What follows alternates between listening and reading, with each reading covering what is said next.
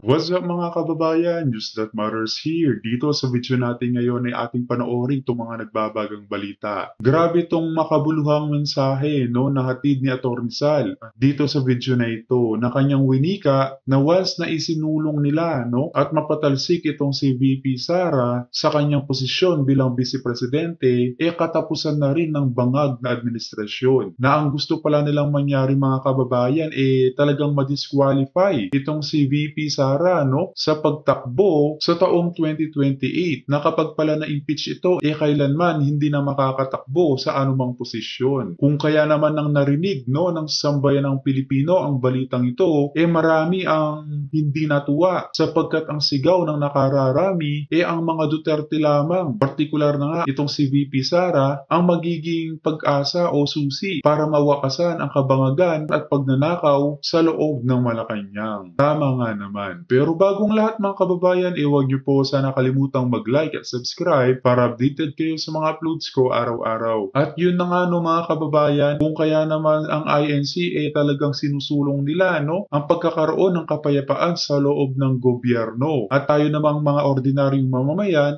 gusto lamang naman natin magkaroon tayo ng tunay na nagmamalasakit na lider sa loob ng bansa. At hindi kamukha ni Bongit na mapagkunwari dahil sa naimpluwensya nito ng mga taong bangag na nakapalibot sa kanya. Kung kaya naman hindi ko na patatagalin pa, heto na ang buong video. Ang pinakapunto ko dyan, kasi nga yung ginagawa nila kay Inday Sara, talagang obvious na gusto lang talaga siyang i-disqualify. Wala namang ibang rason Kasi yung ginawa nila mulat sa poll, talagang geared towards her elimination sa 2028. At sapagkat ang pinakamalakas na supporter niya, yung kanyang ama, sinama na siya. Kaya nakikita mo yung dalawa pinagsama nilang congressional hearing sa extrajudicial killing sa tatay niya at sa kanya naman sa confidential funds. Kaya obvious at yung mga puwersa na kalaban ng mag-ama nagsama-sama. There is an unholy alliance between and among the three groups na ang common enemy nila yung mag-amang Duterte. Sapagkat yung mga yan, yung kaliwa, yung grupo ng Dilaw at yung grupo ng mga kaalyansa ng administrasyon. Yan tatlong lahat na yan, habang totoo na iba-iba ang mga ideolohiya nila, iisa lamang ang kanilang layunin. Yung kaliwa, kunin ang kapangyarihan sa pamamagitan ng pagbagsak ng gobyerno at papadaan nila yan sa karahasan, violence. Nagre-rebellion sila. Yun namang dalawa, yung Dilaw, gusto nilang makabalik sa kapangyarihan sapagkat na-repudiate sila ng mga nakarang halalan Diba, na diretso, iniduro nga ang tawag. At yung pangatlo naman, gustong manatili. So lahat ng tatlong yan, iisa lang ang layunin, makuha ang political power. And they had to unite kahit na hindi sila nag-uusap. Pwersado sila na magkaisa. Agree po ba kayo doon sa winika ni Atty. Sal, mga kababayan? Na itong grupo ng komunista, grupo ng Dilawan at Pinklawan, at ang grupo ng Bangag Admin nagsanib pwersa na para pabagsakin o politikahan niya, sirain ang pangalan ng mga Duterte? Paki-comment nga yung opinion sa ating comment section ng ating mapag-usapan. Dahil kung akong tatanungin, malinaw pa sa sikat ng araw, na talagang ang agenda nila hindi na mapabalik ang mga Duterte sa loob ng Malacanang. Para pabagsakin ang sagabal sa kanilang political agenda. At sabi ko, pag yan tinuloy-tuloy ninyo. At sa tingin ko naman itutuloy nila. Unless na ma-realize ng Presidente Marcos Jr. na pag tinuloy nila yan, dyan magsisimula ang katapusan ng mga kalokohan ng mga kalyado niya. Sapagkat yung binasa mo kanina, talagang talamak na masyado ng kumalat yung pagka-diskontento ng mga tao. Unang-una, sa kanilang araw-araw na pag-inog ng buhay, na talagang alam naman natin lahat yun, lahat tayo nakakaranas doon. Yung mataas na presyo ng lahat ng pangunahing bilihin, magmula sa kakainin mo, sa gamit mo sa langis, lahat yan. Apektado lahat kasi ang oil, Pag ikaw tumingin sa bahay mo, lahat konektado yan. Yung mga furnitures niya, puro galing lahat yan sa paggawa. Pag ginawa mo yan, kailangan mo ng langis. Yan, napakataas na, di ba? Kaya apektado lahat ng mga bilihin. Pagkatapos, ang problema pa, yung mga magsasaka, yung mga ordinaryong manggagawa, magsasaka, hindi rin natin natutugunan. Maliban pa sa yung pinapangunahing problema ng edukasyon. Na ang sanhi kung bakit nagkakaroon tayo ng mga politikong na ilalagay natin sa kapangyarihan na puro pang sarili ang kanilang binibigyan pansin at hindi ang kapakanan ng bayan. So, lahat ng yan, lumalawak. At pag yan ay lumawak, at nakikita pa nila yung kanilang inaasam-asam na ginawang pagbabago ng ama na gusto nilang ituloy, na hindi natuloy. Gusto nilang kunin yung anak naman sapagkat nasubukan na yung anak. Pag yun ay sinira mo, talagang mag-aalsa yan. Magkakaroon talaga ng pag-aalsa yan. At sana makita ni Presidente Marcos Jr. Totoo yan, no? Ang daming ngang nagwiwikat nating mga kababayan na hindi sila papayag na ganun-ganun na lamang na ma-impeach itong si VP Sara dahil siya lamang ang pag-asa ng ordinaryong mamamayan sa darating na eleksyon. Na pag tinuloy nila yan, yun ang kanilang simula ng katapusan. Pag hindi nila tinuloy, tatagal pa siya ng 3 taon. Meron siyang pagkakataon na baguhin niya. Ang galing niya, yung mga nangunguna sa korupsyon, nangunguna sa paglabag, sa saligang batas. Otherwise, talaga magkakaroon tayo ng bagong kalakarang pampolitika dito sa ating bansa. At kailangan, itong mga tao ito, nakita naman nila yung kasaysayan natin na merong katapusan ang katiwalian, merong katapusan ang pag-aabuso, merong katapusan ng paglalabag. Pag hindi nila natutuhan yun, dapat alam na nila yun. Natanggal si Presidente Marcos Sr., natanggal si Erap. Di ba, pinakulong pa natin si GMA, mabuti, napswerto. Yung leksyon na yan, pag hindi mo yan natutuhan, maniwala ka, yung pangkasulukuyan, ang magiging mitya upang ikay tanggalin. Sapagkat yung mga tao na naglagay sa iyo sa kapangyarihan, merong katutubong kapangyarihan at karapatan na tanggalin ka sapagkat sila ang naglagay kung hindi mo na matutugunan ang kanilang mga pangangailangan. And Attorney Sal, sa kabila ng mga paninira kay VP Sara, nangunguna pa rin ito kaya BBM na may pinakamataas na approval at trust rating. Sa Pulse Asia survey noong November 26 to December 3, nakakuha ito ng 50% approval ratings, mas mataas kumpara sa 48% ni BBM. Mas mataas rin ang trust ratings na nakuha ni VP sa 49% kumpara sa 47% ni Marcos. Bagamat mas mataas pa rin ito kay BBM, ay malaki rin ang ibinaba na approval at trust ratings na Vice Presidente kumpara noong September. Pero gayon pa man, Attorney Sal, nananatili pa rin yung nasa mataas at nangunguna pa rin siya sa approval and trust rating sa ating mga kababayan despite the noise, Attorney Sal, the political noise and mga paninira and all those impeachment cases filed against our Vice President. Natural lamang na magkaroon ng pagbaba. Pero kung makikita natin, kahit bumababa yan, siya pa rin ang pinakamataas na pagtanggap ng taong bayan. At yan, mababago yan pag tinuloy-tuloy nila ang pang-aapi kay VP Inday Sara. Ano sa tingin mo ang magiging hakbang nga ni President Bongbong Marcos sa naging desisyon ng Quadcom at sa kanilang rekomendasyon na i-prosecute nga si former President Rodrigo Duterte? Una-una, tingnan natin yung sinasabi niya tungkol sa impeachment.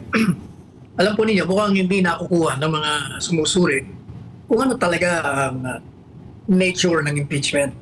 Ang masyado silang nagko-concentrate doon sa getting the 1/3 at 2/3, kung tutuloy o hindi. Nakakalimutan nila na kaya inihain ng impeachment by the 3 camps, mas matindi yung epekto ng the mere filing, gaya ng sinabi ko sa artikulo. The mere filing is a propaganda tool to destroy the character, the reputation, the integrity of this leading candidate sa 2028. Yun ang purpose talaga, sirain mo. Kaya sabi ko sa artikulo ko, regardless of the success or failure, successful na sila. Sapagkat the mere filing nga sinisiraan mo na. At ang target niya, ang target ng impeachment talaga, yung mga nakapag-aral. Kasi yung mga nakapag-aral, yung middle class, yung mga nakakuha ng degree, yan ang mga matatalino. May aral At yung mga yan, ang problema dyan sa mga yan naman, hindi naman mga abogado yan. Hindi kaming mga abogado, nalalaman namin, naiintindihan namin kung merong basehang legal sa saligang batas, sa anumang batas, ang paghain ng isang demanda. But yung mostly educated people, hindi nila naiintindihan yan. Para sa kanila, yung napapanood mo dyan sa congressional hearing na yan, yung mga pinapakita, ang dating sa kanila parang totoo. Hindi naman kasi mga abogado yan eh. Karamihan sa mga dyan, Atty. Sal, yung mga pinklawan-dilawan na nauuto ng mga bayarang media at nagpapakalat pa ng mga mapanirang post sa mga Duterte na pagsabihan pa namang mga nag-aaral. Kaya itong mga yan, sila yung mga influencers na tinatawag. They have their own sphere of influence sa kanilang mga lugar, kanilang mga probinsya, kanilang mga syudad, kanilang mga grupo. So pinag-uusap-usapan nila yan.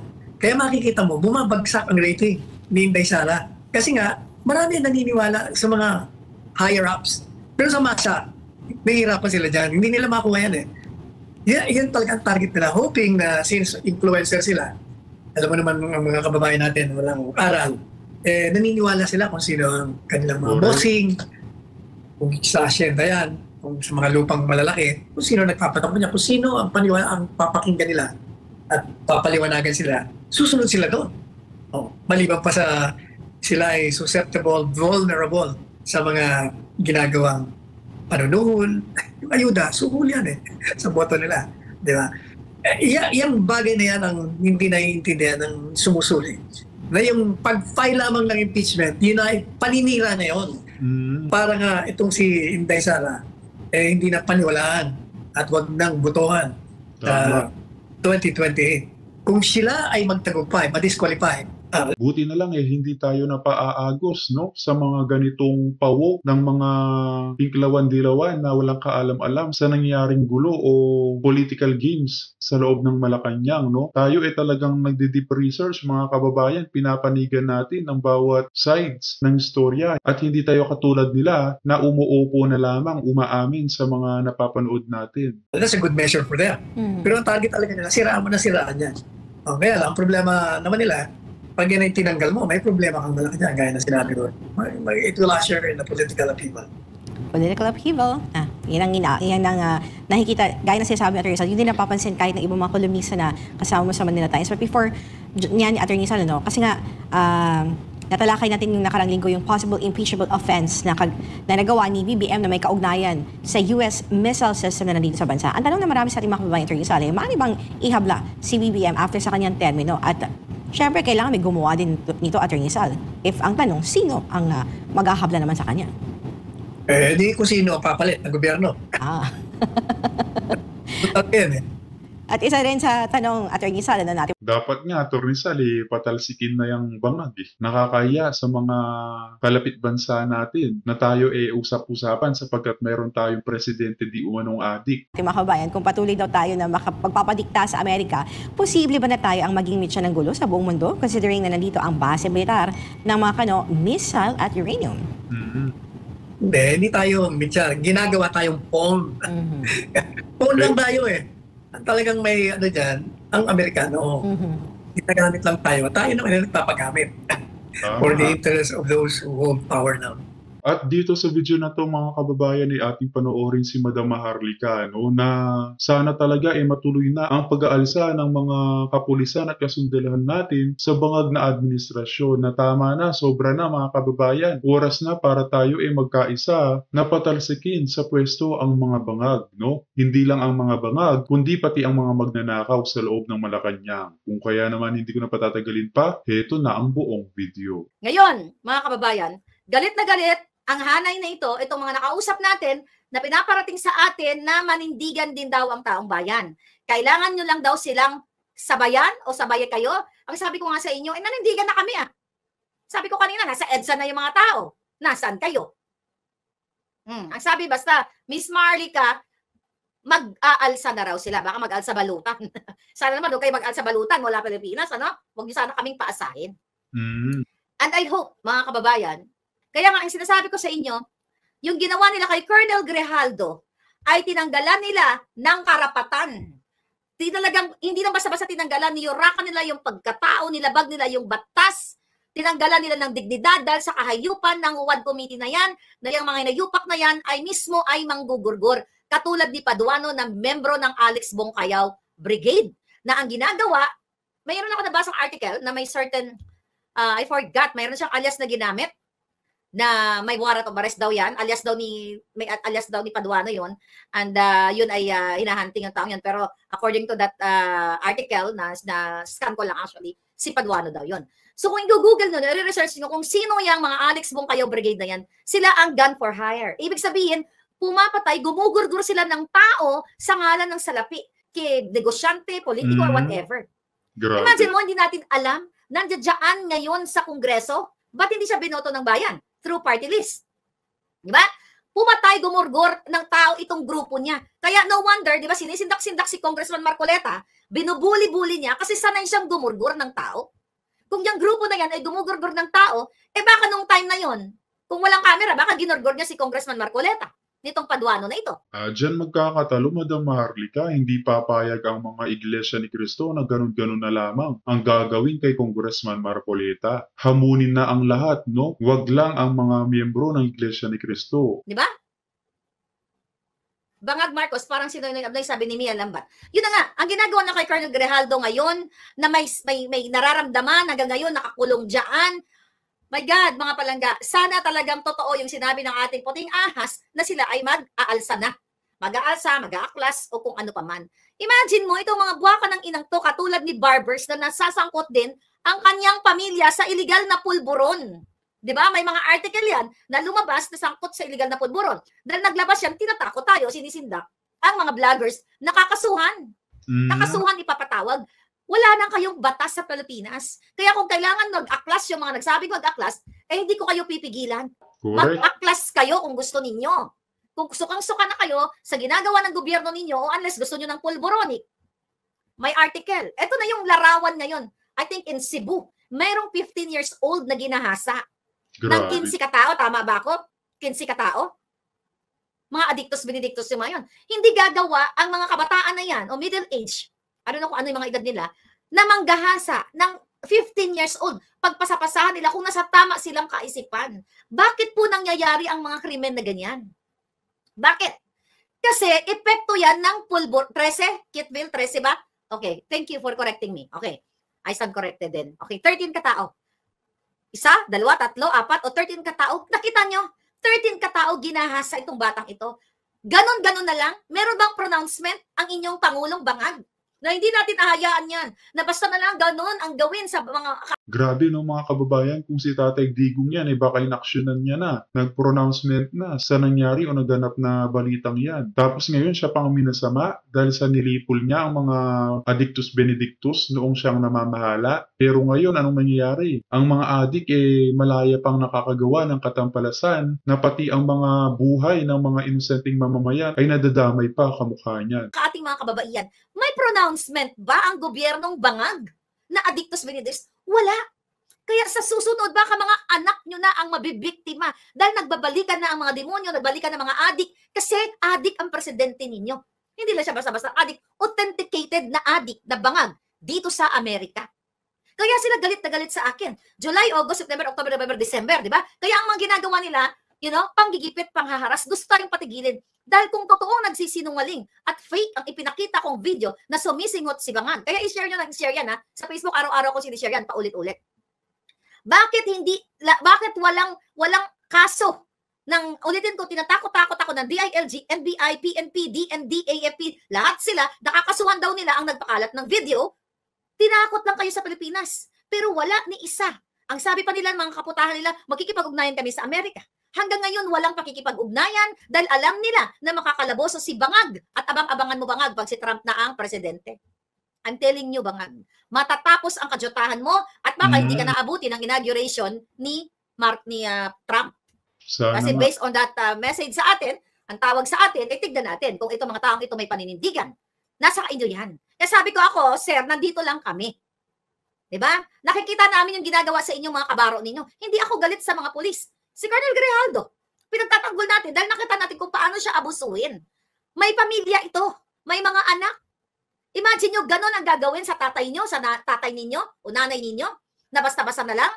damputin dahil hindi sumipot doon sa kaputahan nilang hearing. Wala namang kinasasangkutan ko si Grijaldo, ang mga ginagawa nila, mga fabricated story. Si Lisa Marcos lahat ang may utos niyan. Lahat ng sumusuporta kay Duterte, kay Sara, o nagtutuligsa sa pagdanakaw, kidnapping ni Lisa. Ayan yung kidnapping ni Lisa. Nag-extract ng 2 bata sa Turkey. Kung ako yung nagsisinungaling, ay putragis, makipag-ugnayan na yan sa Amerika. O yung citizen nyo dyan.